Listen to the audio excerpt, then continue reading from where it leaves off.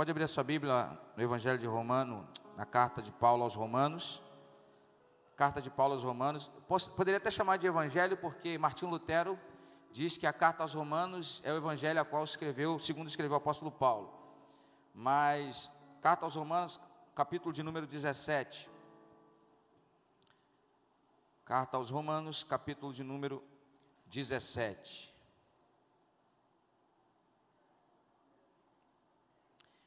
Romanos 1,17, perdão, Romanos 1,17.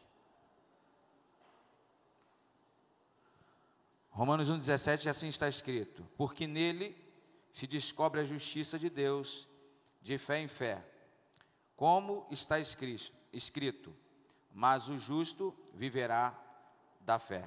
Vamos ler novamente? Porque nele se descobre a justiça de Deus, de fé em fé, como está escrito, mas o justo viverá pela fé. Amém? Pai, obrigado pela Tua palavra, obrigado pelo dia de hoje que o Senhor nos concede. Nos dá inspiração vinda de Ti e que o Senhor possa confirmar ela na Tua palavra no nosso coração. Nós te agradecemos em nome de Jesus. Amém. Como eu dizia aqui, irmãos, somos gratos a Deus pelo dia de hoje, pela oportunidade que Ele nos concede de estarmos aqui essa manhã. Também agradeço muito aos irmãos. Por ontem tivemos aqui o chá de bebê da Maria Luísa, e eu agradeço, irmãos, primeiro pela presença da igreja em um número significativo. Eu louvo a Deus por essa igreja. O Mendes ali falou ao irmão muito amado pela igreja, mas existiu alguém aqui, existiu com a pessoa que continua, não estava na nossa igreja, mas disse que foi muito mais amado com você. Isso é para não subir o seu coração, mas que você é muito amado pela igreja. Eu louvo a Deus por esse amor e pelos irmãos que aqui puderam estar. Estivemos ali e fui muito abençoado com as fraldas, com todo esse novo investimento aí que vai acontecer na nossa vida. Mas estamos falando nesse mês de outubro sobre as 5 solas. O que seria isso, pastor? Poderia chamar de 5 slogans da Reforma Protestante, buscando compreender um pouco mais, tentar saber de onde surgiu essa definição. Os historiadores, eles não conseguem ser exatos, mas o mais próximo de que eles conseguem entender que da pós-reforma vem de forma muito grande e muito forte a contra-reforma, aqueles que vieram contra tudo aquilo que Martinho Lutero tinha dito, e eles tentam sintetizar, resumir, definir em alguns pontos, os pontos cruciais e principais da Reforma Protestante. Dentre eles abordam somente a Escritura, acreditando que a palavra de Deus, ela já está definida, não como pensa ainda a Igreja Católica, que ela crê assim dentro da sua teologia, que a palavra de Deus, ela ainda está seguindo pela boca do líder religioso que a gente conhece, que é o Papa, e assim eles entendem que o Papa é a voz de Deus, é a boca de Deus, e aquilo que ele diz é a palavra de Deus. E a gente caminha por alguns pontos, como também só a Escritura, somente a fé, somente Cristo, somente a Deus, somente a glória e somente a graça. Pastor Maurício domingo passado pela manhã, pela noite, muito bem nos ministrou o nosso coração sobre a graça de Deus, e eu tenho a proposta hoje de poder compartilhar sobre a fé. E é bom porque a gente vai mergulhando um pouco, algumas coisas nós relembramos, outras nós aprendemos ainda mais com aquilo que a palavra de Deus nos ensina. Lutero vai dizer, o próprio Lutero afirma que o tema principal do qual fluem todas as outras doutrinas inicia-se pela fé. O tema principal que vem e é oriunda de todas as outras doutrinas começam a surgir, ela se inicia pela fé. Por quê? Porque a fé é a mola propulsora, a fé é o estopim, a fé é o start do iniciar de uma peregrinação cristã, de uma caminhada da nossa fé, de uma caminhada com Cristo. Ela se inicia pela fé. E aí a Bíblia nos dá tantos embasamentos do que aquilo que nós gostaríamos de falar sobre fé, Eu apenas cito alguns versículos, e o texto mais conhecido, como Hebreus, capítulo de número 11, verso 1, diz que, ora, a fé é o firme fundamento das coisas que se esperam, e a prova das coisas que se não veem. O verso de número 6 de Hebreus 11 vai dizer, ora, sem fé é impossível agradar-lhe ou agradar a Deus, porque é necessário que aquele que se aproxima de Deus creia que Ele existe e que Ele é galardoador dos que o buscam. Pensar sobre fé é tentar refletir também em Atos, capítulo número 16, a partir do verso 30, quando a história conta que Paulo e Silas estão presos, eles começam a louvar a Deus, e em meio àquele louvor, a Bíblia conta que surge um terremoto, não necessariamente por conta do louvor, mas enquanto eles louvavam ali naquele momento, ou surge um terremoto, as cadeias são abertas, e aquele centurião, a qual tomava conta ali, resolve dar cabo à sua vida, achando que houve uma fuga em massa, e Paulo diz, não te faça nenhum mal, porque estamos todos aqui. E aquele homem faz uma grande pergunta, que ecoa até hoje, nos dias atuais. Ele diz, o que eu preciso fazer para ser salvo? E a resposta do apóstolo Paulo qual é? Crer no Senhor Jesus e será salvo tu e a tua casa. Então a gente entende, irmãos, a importância de crer, da fé em Cristo Jesus. E aí a gente consegue compreender e entender que nós somos salvos pela graça, irmãos. Pela graça. Eu vou dizer por quê, e eu vou ser muito sincero, eu pequei nisso, porque eu falei que quando a gente começasse a caminhar sobre fé, eu induziria de repente a pensar assim. Por quê? Porque o contexto, a partir do momento que nós pensamos que somos salvos pela fé, nós caminhamos na justificação pelas obras. A partir do momento que nós pensamos que somos justificados ou somos salvos pela fé, nós começamos a pensar que a nossa capacidade de ajudar a Deus na nossa salvação. Como assim, pastor? Sim, se você perguntar para alguém que tem uma fé diferente da sua, e dizer para os nossos irmãos, e dizer para eles assim, você acredita na graça de Deus? Ele vai dizer, acredito na graça de Deus. Só que a grande realidade da teologia católica é que ela define que a graça, ela existe, mas ela também necessita, o que alguns vão chamar de sinergismo, é que ela necessita de auxílio, de ajuda. Como assim? Não é apenas uma ação de Deus, também tem a ação de Deus, mas tem a sua ação, como você fazendo parte da igreja, você atuando mediante as obrigações, obedecendo os mandamentos e principalmente aos sacramentos. Então, a partir daí, você começa a acumular daquilo que você entende diante de Deus, para que você possa alcançar um mérito da salvação em Cristo Jesus. De repente, eu não sei se assim ou muito mais amplamente pensava Martinho Lutero, até ele ler esse texto, onde vai declarar o que o apóstolo Paulo repete, o que Romanos vai dizer, no capítulo número 2, verso de número 17, e depois você também vai ler na carta aos Hebreus, sobre o justo, que o justo viverá pela fé. A fé em si, irmãos, não é um fim, a fé é um meio. Por que eu digo isso? A própria Bíblia afirma. Efésios 2,8 diz, porque pela graça sois salvo por meio da fé, e isto não vem de vós, é dom de Deus. Para entendermos isso, a gente compreende que a fé, se formos guiados tendo apenas a fé, seremos caminhando apenas por aquilo que a gente pode fazer. E é interessante a gente pensar que a fé não é base da justificação, mas seu instrumento de apropriação. Como assim, pastor? É porque a partir da fé somos justificados em Deus, e a partir da justificação em Deus entendemos e compreendemos a santificação, e aí vamos seguindo o processo da nossa vida cristã em Deus. É impressionante nós analisarmos, irmãos, e quanto mais eu leio e tento compreender, mais eu vejo a nossa dependência na ação de Deus, no sacrifício vicário de Cristo Jesus. Mas quanto mais eu mergulho e tentar compreender as Sagradas Escrituras, mais eu vejo limitação nesse ser chamado Gesiel, nesse ser chamado homem. Mais eu vejo dependência da graça de Deus. Se pensarmos sobre fé, caminhamos em 3 pontos assim, que alguns chamariam de tipo de fé. A primeira fé é a fé natural, a fé muito comum, todo mundo tem. Começa desde criança, quando você coloca a sua filha no alto, ou seu filho, e você diz para ela, pula, e ela vai pular. Por quê? Porque ela acredita que o pai está ali para segurar, é uma fé natural. É quando você se alimenta, sabendo que esse alimento vai te fazer bem, ao ponto de amanhã você continuar seguindo a sua vida. É quando você entra no avião, alguns aqui já não têm tanta fé para isso, né? Mas é quando você entra no avião tendo a certeza que ele vai chegar no destino esperado. É uma fé natural. A segunda fé é a fé mais comum, dita por todos nós, a fé sobrenatural. A fé de crer que Deus pode intervir, agir em meu favor.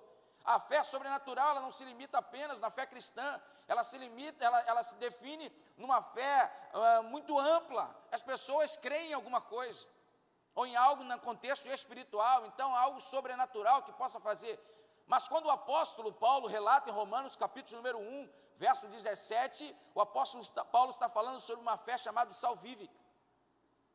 Uma fé onde caminha da nossa salvação em Deus. Irmãos, é muito bom a gente pensar, e é positivo, pensarmos naquilo que Deus pode fazer por você, mas é muito melhor você viver naquilo que Deus já fez por você. Quando você caminha naquilo que Deus pode fazer com você, é muito mais fácil você caminhar numa futura decepção com Deus, quando algo acontece de uma maneira que você não espera e acredita tanto que Deus poderia ter feito. Mas quando você caminha numa fé naquilo que Deus já fez por você, você sendo salvo em Cristo Jesus, você caminha muito mais firmado em Deus, independente de qualquer circunstância. Independente de qualquer circunstância. E aí a gente compreende que a fé começa na chamada receptividade, ou seja, começa quando o homem quer pelo menos ouvir a mensagem da verdade. Quando ele se inclina a ouvir, primeiro o homem ouve, logo concorda que é verdadeiro. E aí ele concordando que é verdadeiro, vai viver o que chamamos de assentimento intelectual, ou seja, concordância. Ele concorda com aquilo, mas não necessariamente expressa para a vida dele. Quer ver exemplo disso? Para você compreender? É alguém que ouve uma verdade. O camarada ouve que o fumo, que o cigarro faz mal, seja você fumante ou um passivo, faz mal a você, você faz mal a outra pessoa, e o camarada é um fumante inveterado, ele sabe a verdade, mas ele não quer viver. Ele pode compreender, começa com a receptividade, ele absorveu aquilo, ele sabe o que é verdade, mas ele não quer caminhar, ele não quer experimentar, viver aquilo para a sua própria vida. Então ele se limita. A diferença da nossa fé, a diferença da fé, daquilo que a gente entende de Deus, é quando a gente assume e coloca ela como prática total na nossa vida. Caminhar numa fé com Deus não se limita apenas naquilo que Deus pode fazer por nós. Caminhar numa fé com Deus é que, independente daquilo que esteja acontecendo, eu continuo crendo que Deus está cuidando da minha vida. Eu continuo crendo que Deus já está cuidando da minha vida de muito tempo. Tentar caminhar e pensar sobre uma fé, e o diferencial sempre acontece quando ela se torna uma entrega total em nossa vida. A pensar sobre fé é tentar linkar sobre a justificação. Somente a fé é entender que somos justificados por Cristo. Somente a fé é compreender o ato de justificação de Deus pela nossa vida. A gente compreender um pouco, eu não tomo muito tempo porque ainda estamos em assembleia, quando o texto diz que, mas o justo viverá pela fé, é entender pontos que às vezes ficam escondidos à nossa compreensão. Principalmente um se chama justificação. O que é a justificação? No seminário nós aprendemos de maneira bem clara que é o ato de ser declarado justo. É alguém que pecou, e pela lei o pecado, pela lei o ser humano ou o homem deveria ser perfeito, não deveria errar nenhum ponto da lei. A partir do momento que esse homem erra o ponto da lei, ele seria sentenciado à morte. Sendo sentenciado à morte, não há quem possa. E aí a gente vai entender o que diz a Bíblia: todos pecaram e destituídos estão da glória de Deus. Por quê? Porque quem consegue cumprir a lei de maneira exata sem erro. E aí, compreendendo isso, a gente olha para todos nós e olhamos para a igreja aqui esta manhã e entendemos que ninguém aqui é capaz de ser perfeito sem nenhum tipo de erro. Então, todos nós estamos perdidos, todos nós não temos salvação. E aí que entra o nosso Deus na história. E aí que entra a ação de Cristo através das nossas vidas. Porque fomos condenados e agora, como num ato forense legal de julgamento, chegamos diante do juiz e ele olha para mim e para você e ele vê o sangue de Cristo, que nos declara justo diante de Deus. Irmãos, eu penso e refletindo sobre isso, eu olho e vejo o quanto eu mesmo às vezes estou distante de refletir e pensar muito mais, teologicamente falando, naquilo que Deus tem feito por nós. Vibramos muito nos feitos sobrenatural, vibramos muito e saímos muito tocados, como crendo que Deus agiu por uma cura, que Deus interviu numa situação, que Deus nos ajudou. E quem aqui não diria esta manhã não precisar de uma intervenção divina? Mas que você saia dessa manhã aqui alegre em Deus por ser justificado por Ele. Que você saia dessa manhã aqui fortificado em Deus, entendendo que a justificação de Deus na sua vida não é um processo. Deus não está justificando você, não. Você que entregou sua vida a Cristo Jesus, você foi justificado por Deus. Mas pastor, qual é o processo? A santificação. A nossa santificação é um processo, é uma caminhada. É uma caminhada que a gente vai seguindo e tentando caminhar com Deus. A partir da justificação que o Espírito Santo inicia no pecador todo o processo de santificação. Mas pastor, como é que eu alcanço tudo isso? Pela fé. Pela fé. E é interessante falar que justificação, ninguém falou assim, você nunca ouviu lugar nenhum alguém falar assim, ó, vai querido, recebe aí a justificação de Deus na sua vida. Ninguém sente a justificação de Deus na sua vida. Você foi justificado por Deus e ponto. Não é um ato que você tem que receber, você já recebeu de Deus. Não é um ato que depende de nós, é um ato que vem de Deus. É algo que vem de Deus, e aí a gente vai conseguindo compreender alguns pontos. É algo que a gente vai conseguindo ampliar a nossa mente, entender de sermos justificados e compreendermos amplamente a graça de Deus. Pastor, mas como é que eu alcanço tudo isso? Somente pela fé. E naquele tempo ainda se existiam as indulgências, que não era apenas para conseguir as benécias, mas principalmente a salvação. A salvação por Deus. Alguns diziam, não lembro agora o nome do autor, mas há uma frase desse homem da época, e ele dizia que a cada som das moedas batendo no fundo das salvas, era uma alma saindo do purgatório. A cada som, a cada ponto, e aí você compreende e entende que tudo vem pela graça de Deus, tudo você compreende que vem pela justificação de Deus, através do que, pastor? Através da nossa fé em Deus. É muito comum, irmãos, é muito comum as pessoas imaginarem que fé é um formalismo, e formalismo religioso são as mesmas coisas.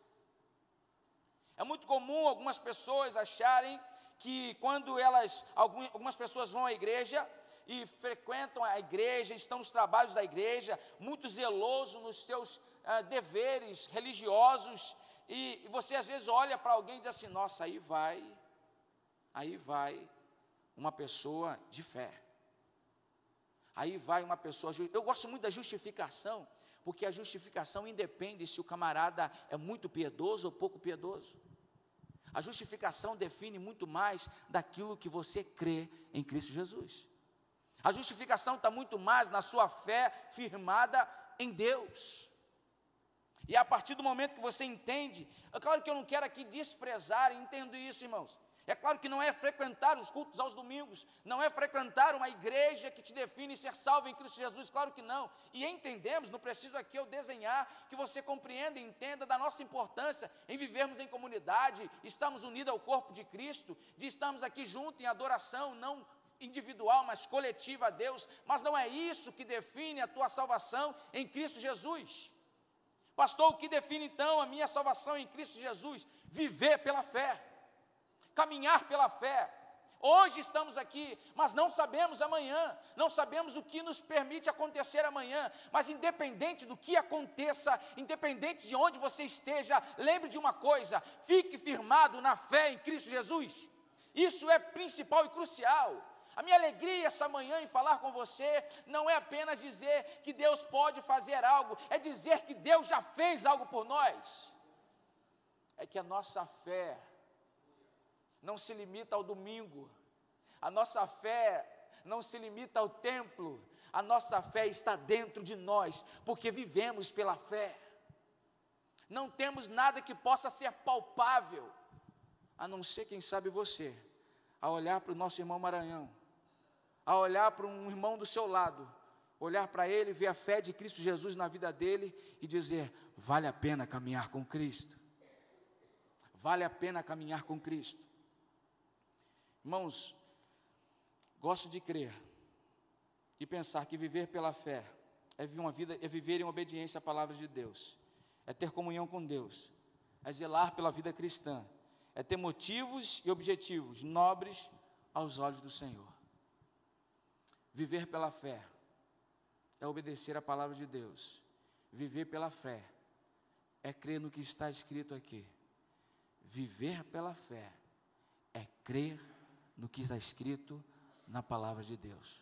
Mas pastor, eu penso diferente. Irmãos, eu respeito o que você pensa, eu respeito até o que eu penso, porque às vezes eu penso diferente, mas eu gosto de crer no que a palavra de Deus está escrita, e viver no que diz a palavra de Deus é viver pela fé.